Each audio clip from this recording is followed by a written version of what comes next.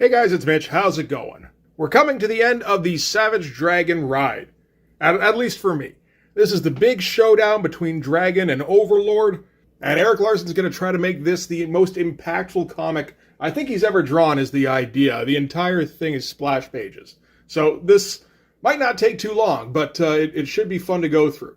It's Savage Dragon number 7, so just before we get into it, if you enjoy the channel, if you feel like you might want to help out a little bit, what you can do is in the description, there's a link to my Patreon. And if you subscribe there, that'll give you access to everything I do, from the Blood Force stuff to the YouTube videos before they get uploaded to YouTube, as well as some Patreon exclusive content.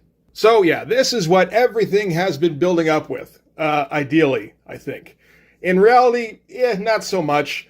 It's kind of one of the 17 subplots that's been kind of slowly simmering in the background, and we get a page of it every issue. And that, of course, is the Vicious Circle's hold on the city of Chicago, and Overlord as the overlord of that organization. So in the last issue, Dragon and Frank finally got a warrant for Overlord's arrest because of Cyberface's testimony. Cyberface was an ex-Vicious Circle guy who had formed his own superpower gang. What were they called? The Annihilators. Okay, yeah, that's right. So yeah, now with a warrant, they're going to go up and arrest Overlord. I guess everybody knows where Overlord is. It's kind of a kingpin situation. And judging by the cover, it may not go very well. So let's start with the cover. It's a pretty good one for a Savage Dragon cover. Savage Dragon covers tend to kind of suck a little bit.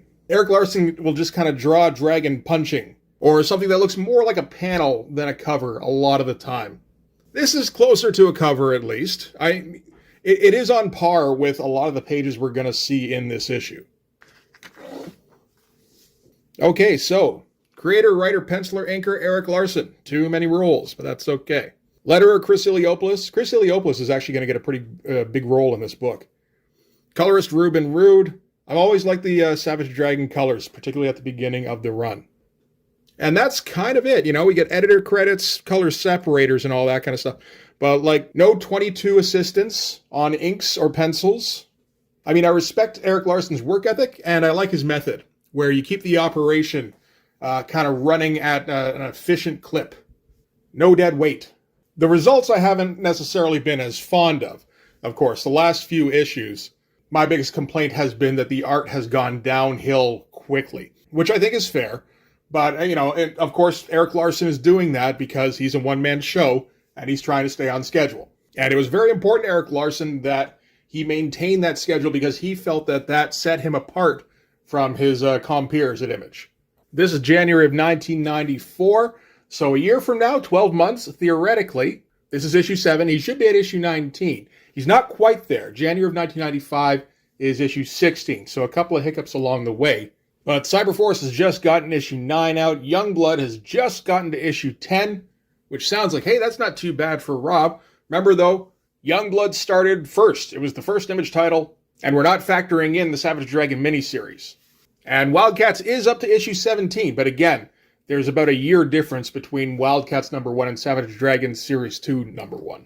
The only real competition he's getting from the founders is Todd, of course, who's at issue 27.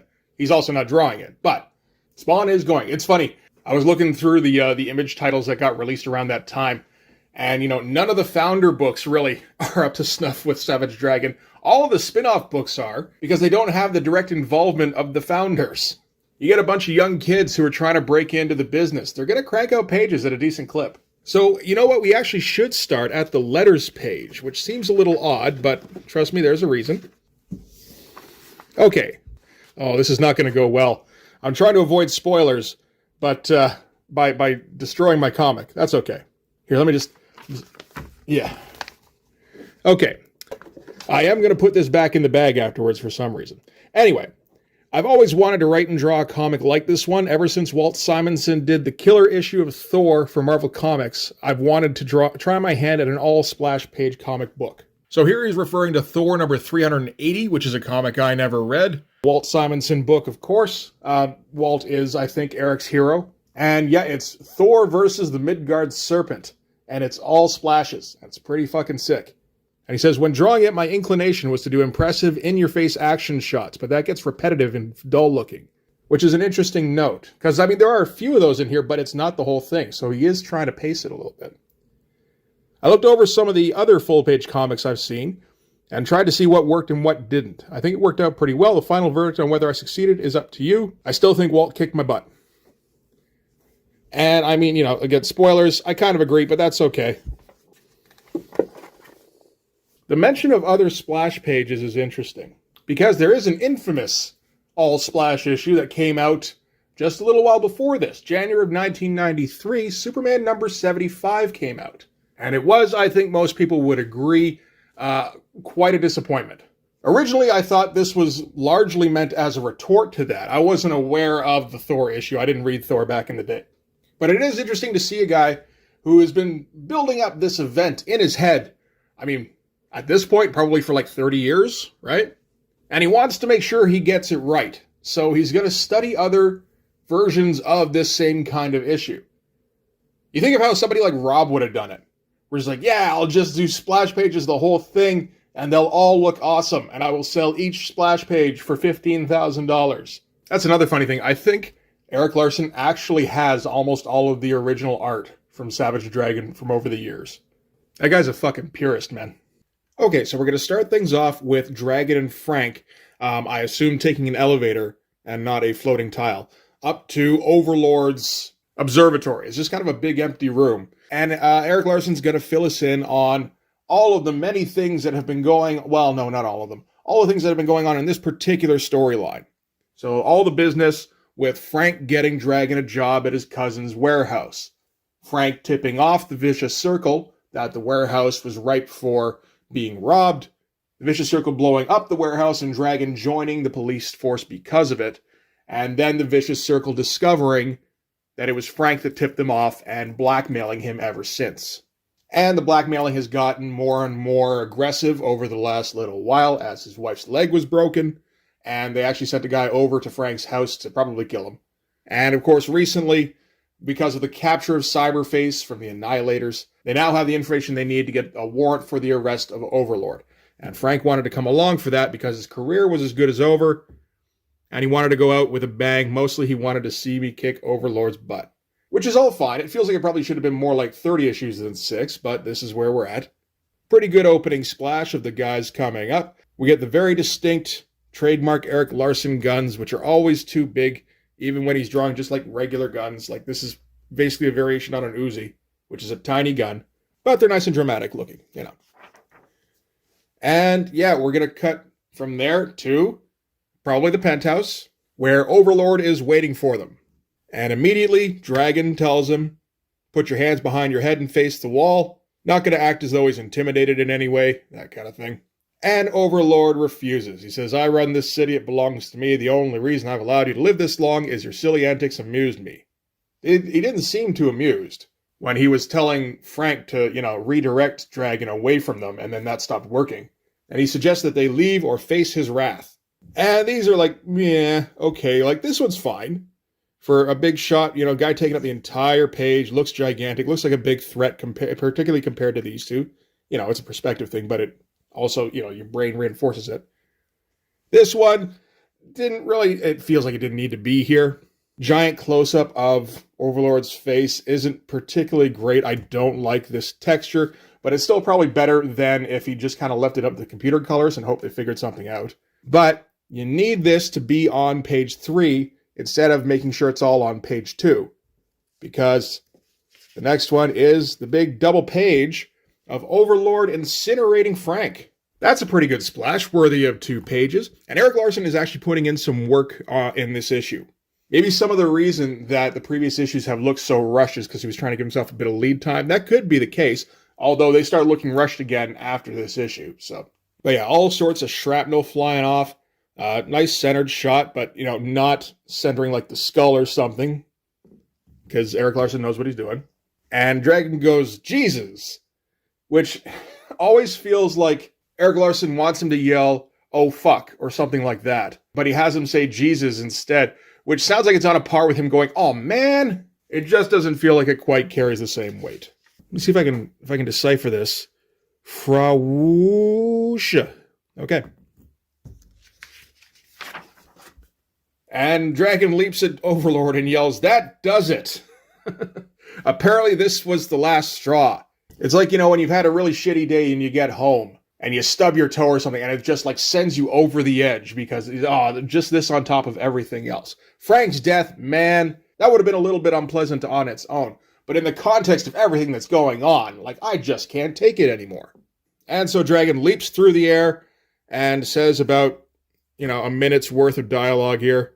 None of it really needs to be there except for, you killed my best friend and for that you're going to pay. But of course, the problem with the full splash issue is that if you don't fill up all the pages with dialogue, then you're just flipping through that thing in about 4 minutes.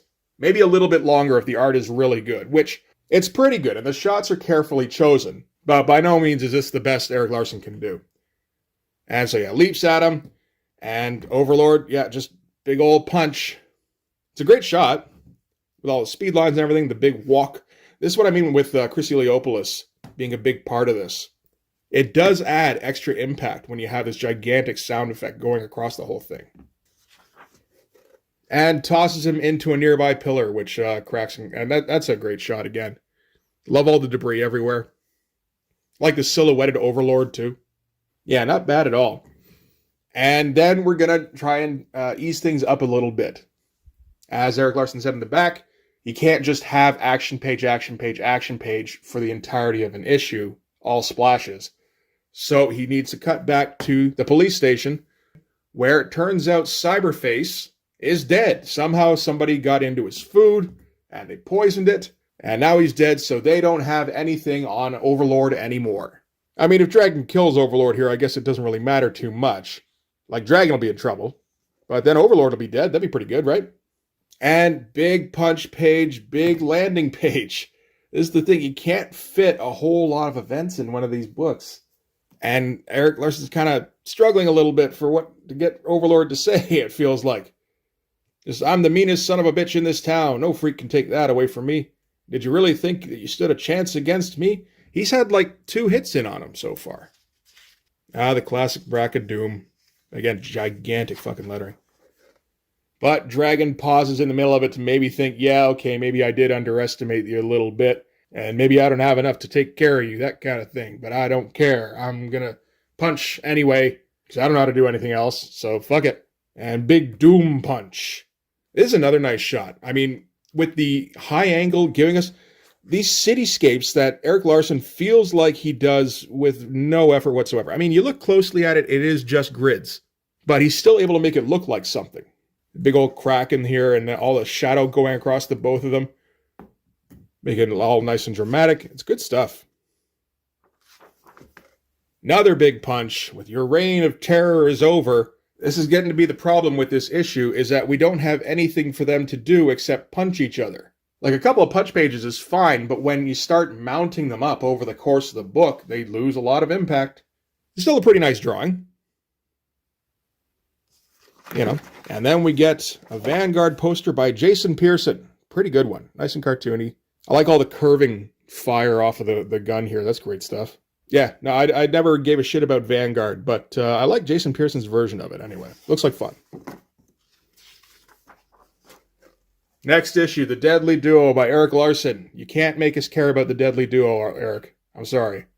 So at that point, Overlord uses his hand lasers to obliterate Dragon's hand, which is the first time that happened. I don't think it was the last, though. You could make the argument, why didn't he do that at the beginning of the... Well, I mean, he kind of did on Frank.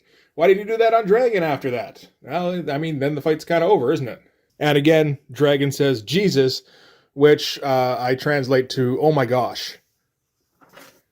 And then Overlord blows a hole right through the middle of Dragon here.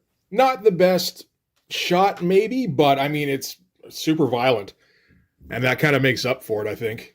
And a whole bunch of silhouetting to make sure that this page can get done on time. And knocks him straight out the window here. Another silhouette shot. I mean, he's putting in enough detail on his cape, at least. And all this stuff in the background. That would have taken some time. That one's a pretty good one. I like these splashes where he kind of steps back a bit and lets you see more of what's going on. The big in-your-face punches, those get old quick. These, I don't know, I like these quite a bit more. And then the kind of silent shot of Dragon just flying out the window. He's kind of huge, compared to where he would have come out, but that's okay, because the shot is pretty impressive. Not quite as impressive as this one, I think.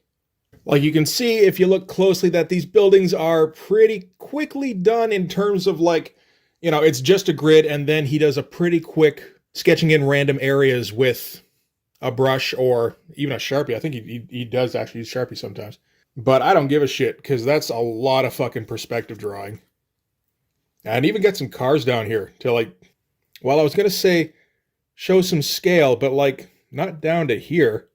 Well, I mean, you got them all over here and everything. So, yeah, maybe this just go kind of out of sight. Yeah, I think you can make it work. That's all right. Yeah, and you got some up here as well. And it doesn't really matter, because, it's, like I said, it's just a fantastic splash page. You imagine, like, getting this page? You'll never get it. Eric will never give it to you. And we end with Dragon falling and getting impaled on a spire. Again, super violent. Pretty great finish. And probably when you started the issue, not where you figured this was going to end up. And we got a final shot of Overlord here, saying, in your next life, when somebody suggests you leave or face their wrath, leave. And then he does a little "you got served" dance as he dances backwards into the shadows. Again, another one of those shots of the skyline. He's putting them in all over the place. Like I said, I think he really wanted to put in some effort on this. And not even a bad job, like keeping track of where the building, the roofs are, in and amongst the shattered glass here. There's some good stuff going on. And we end with the shot of Dragon's hand. It's the correct hand, the one that's left, and just dripping blood. And that's going to be it for this issue. And then a whole bunch of letters. So many letters. Maybe I should check out the letters a little bit. A lot of questions. I think Erik Larsen goes out of his way to answer as many of the questions as he can. And, I mean, he answers them personally, right? That's okay. You know what? Oh, my God. There's so much to go through on this. Nope. And he puts them right up until the end of the book. That's pretty nuts. Next issue. Now what? That's not a bad question to ask right now. So, yeah. That's it for Savage Dragon number 7. It's a pretty good book. There maybe could have been a bit more you could have thrown in there to make it, I don't know, more engaging. There have been splash books that are a bit more interesting than this. Like, for instance, that Walt Simonson Thor issue is tough to beat. But all in all, I mean, you know, you can't complain about the quality of the work in this, I think. And for a big climactic battle, you know, like it's kind of short, as it kind of has to be in a full splash page issue. And it would have been nice if it had been built up quite a bit more. But this isn't the end of the Savage Dragon versus Overlord. This is just round 1. I'm pretty sure they would come back and have another go at round 2 in an appropriate amount of time next time. I think it's somewhere around issue 25, although I could be wrong on that. But yeah, not bad. And if you want an issue of Savage Dragon to kind of represent the early period, you could probably do worse than this one. Page after page of splash page punch fest. That's kind of the idealized version of this comic, I think. So anyway, I guess we wrap it up here. That was probably a little bit shorter than usual, but that's how it's going to go. So thanks very much for watching. If you like this video, please hit like, hit subscribe, hit the notifications so you know when the next one's coming out. Go over and subscribe on my Patreon. That'll give you access to everything I do, from the Blood Force stuff to the YouTube videos before they get uploaded to YouTube, as well as some Patreon exclusive content. You can also follow me on Instagram and DM me there for commissions, and you can go and join the Blood Force Discord server. Operators are standing by. And I guess by operators, I mean me. I'm in there fairly often. So yeah, that'll do it. Thanks again. I'll see you guys in the next one. Bye-bye.